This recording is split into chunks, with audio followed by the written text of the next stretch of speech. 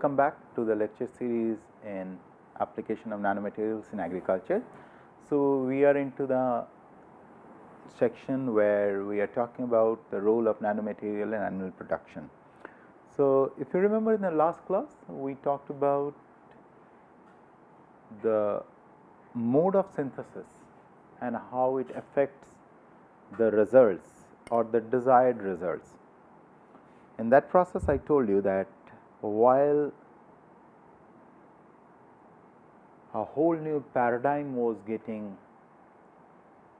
birth in the University of Central Florida while working with cerium oxide nanoparticles, there were a couple of groups who showed that cerium oxide nanoparticle has inflammatory effect, and I told you that it is the synthesis, how we are doing it, it matters. So, one of the technique which was followed at that point I wanted to highlight. It's a very interesting technique, pretty straightforward though. So, you take your precursors. So, this will take you back to the very first lectures when we devoted time on the synthesis. So, now here is an application to say. So, what you do, you take the basically nonpolar solutions and the surfactants which are there. So, you use the surfactant molecule and some nonpolar solutions. You are using nonpolar because you are doing an aqueous, you are working on an aqueous system. So, you have the nonpolar solution, which is, let me represent it by, you have the nonpolar solution, and so let's represent the nonpolar solutions in red.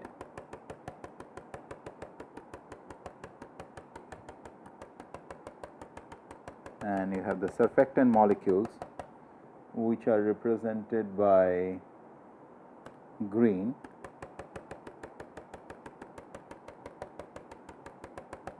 And then you have the target, which is your cerium, what you wanted to make, and let's represent it by blue.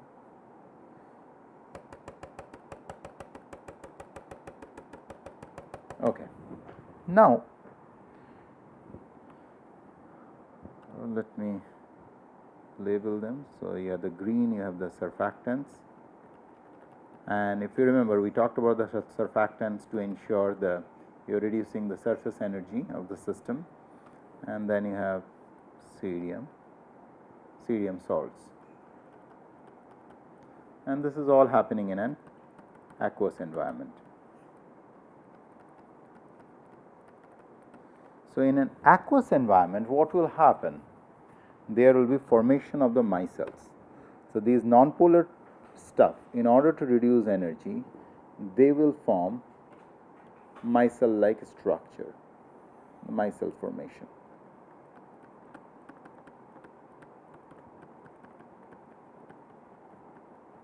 So, the micelles will be most likely something like this, of the micelles forming.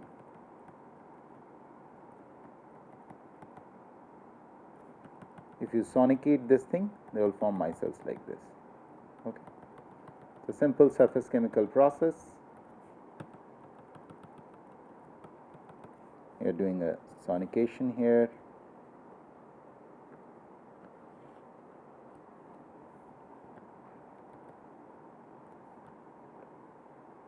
Pretty uniform spherical shaped micelle, and it is in an aqueous environment. In order to reduce their surface energy, they are forming micelles, and these micelles are getting separated because you are using a wide array of surfactant molecules. Now, I am introducing the surfactant molecules.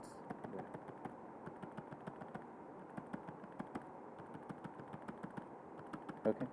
Now, in that process, what will happen is that a bunch of cerium molecule will get entrapped inside it, because their concentration is fairly higher.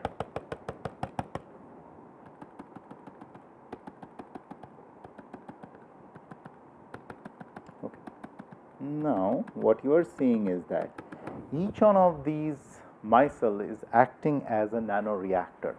So, if you analyze this, so you take this one, so you will be seeing the signature, chemical signature of using XPS, extra photoelectron spectroscopy, chemical signature of cerium, surfactant, whatever surfactant molecule you are using, and non-polar solvent. Now, cerium, when you look at it, if you look at the XPS, you will see C3 plus, C4 plus, and this whole thing we are talking about a very, very low temperature and in the room condition where you are doing it. So, this is what I was trying to highlight, that whenever you are synthesizing these kind of particles, you should know that how you are getting there, because unless you are sure about the genesis, how this particle has been formed, it is really tough. Now, when you compare this, and if you look at their overall geometry, how they look like, if you take up any of these particles, this is that unique spherical shape and pretty soft. So, these are the whole area of soft matter, the synthesis, and that is why it is very, very important that you understand in completeness that the field, you have to understand synthesis, and that is why we spend so much time on synthesis. You have to do the characterization right, and then of course your testing. And whenever you get contradictory results, do not discard the results. You are very fortunate that there are results which may tell you how you are getting the material, what are the reasons why you are getting certain type of results. Always look at it very carefully, and this is what can be said so truly about ceria. As the field slowly emerging, there are things which are coming on surface which was never thought out at that time. Oh wow, this could be a problem. I mean, now if I go back to the previous slide, something like this, a sharp edged, rugged edged particle, instead of showing a positive effect, this will lead to some form of an inflammation, and that is what precisely it did. Now, that is the reason why I was telling in the very early, synthesis is now moving more towards biological synthesis, or in other words, we are now trying to emulate nature, how nature does stuff in small nanoreactors, how they do it. Now, from here, what we will do, we will move on to, after highlighting this part and kind of discussing lot of positive results and handful of negative results, and what possibly is the reason for it, we will move on to one of the very interesting aspects of exercise biology. So, all of you do exercise, right? Some have the ability to do heavy exercise, some can't do, they feel tired. Why we do feel tired? Why some can do heavy exercise? And this exercise biology has a lot of role in animal production. There are bullock carts where animal does the exercise. We have horse riding where the animal does exercise. We have series of them where exercise biology plays a critical role in animal production. But if you ask a physiologist about exercise and its benefits, pros and cons, you will have one of the most ambiguous answer. What has emerged over the year is something which may stun some of you, those who are not aware about exercise, is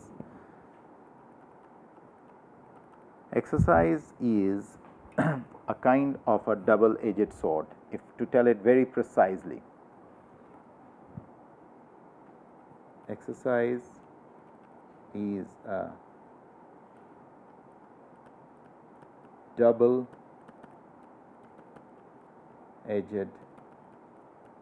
sword for skeletal muscle. Okay. Why is it a double-edged sword for skeletal muscle? Because small amount of ROS generated during mild exercise. So, during exercise it generated ROS or reactive oxygen species. Okay. The small amount of ROS which is generated during exercise is delta amount of ROS generated during exercise is essential for force generation or skeletal muscle force generation. This is very critical, okay, and must, as a matter of fact. Whereas large quantity of RO is generated. Now, here you are doing a mild exercise, okay. Suppose you are one of those who are doing very intense exercise.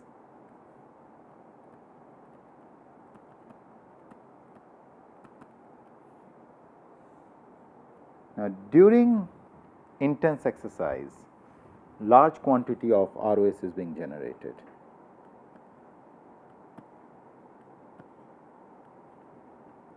Large quantity of ROS.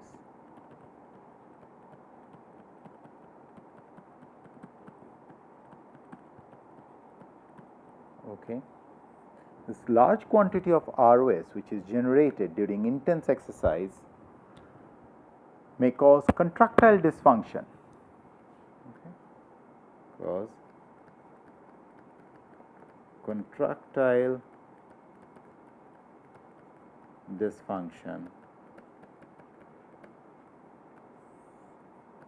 as well as it may cause muscle weakness and fatigue. Muscle weakness and fatigue.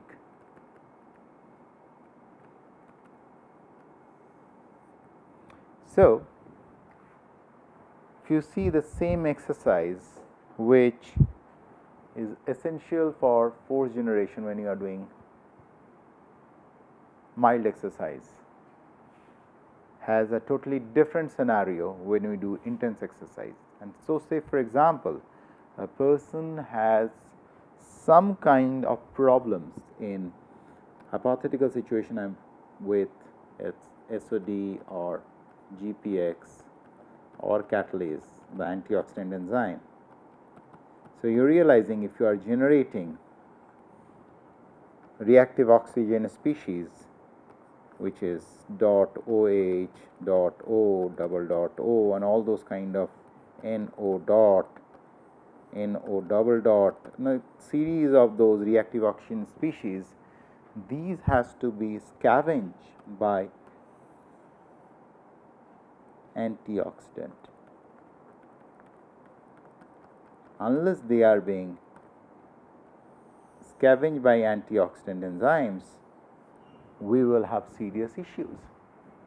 And exercise biology, so those who work on horse production, those who, let's look where you need these kind of situation arises.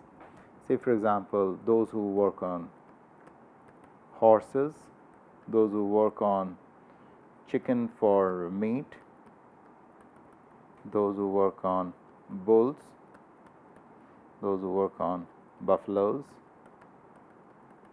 camels, where there is tremendous amount of, I'm just to name a few, I'm talking about. One second.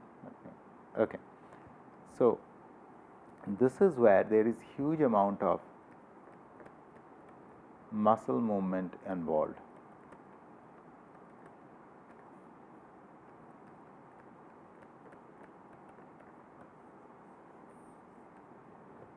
So whenever we talk about a lot of muscle movement, we are essentially talking about, especially in terms of skeletal muscle movement. So when you talk about, okay, let me just be a little bit more specific, skeletal muscle movement involved. And skeletal muscle is the key part of the muscle which is consumed for meat production. So skeletal muscle dysfunction due to high concentration of ROS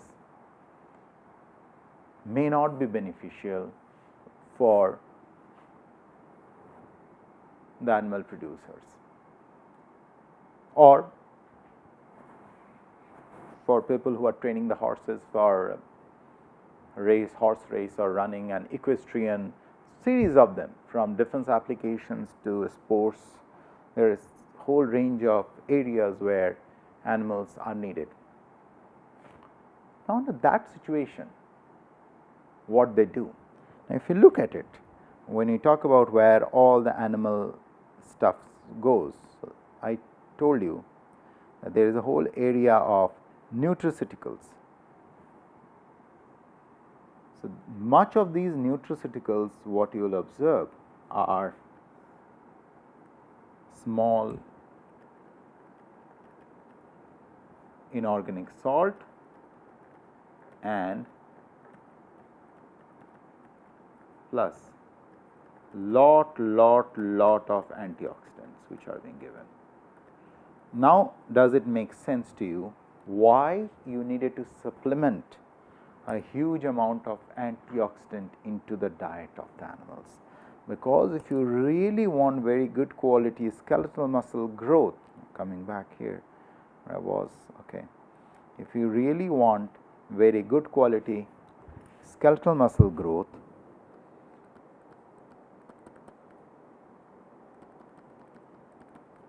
you needed to have a lot of antioxidant.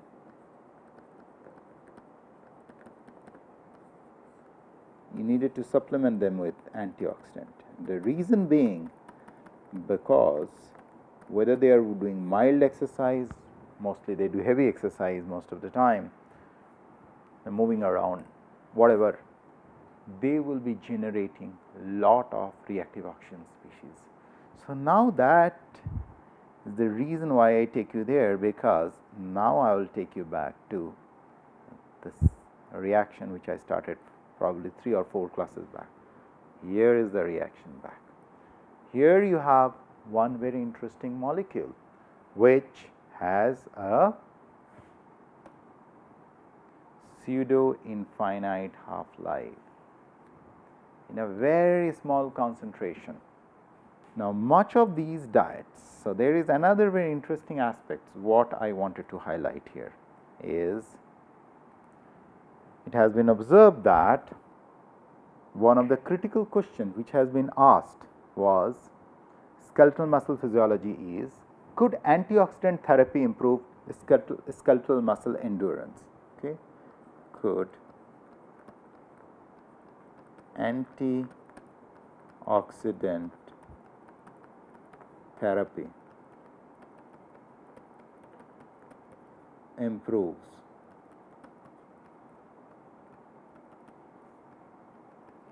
endurance of skeletal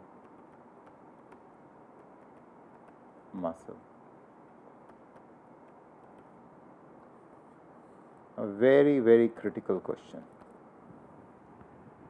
and this is the aspects what I wanted to highlight now at what are the results and where we are heading. So, I will close in here. In the next class, we will talk about the antioxidant therapy and how it all affects skeletal muscle physiology.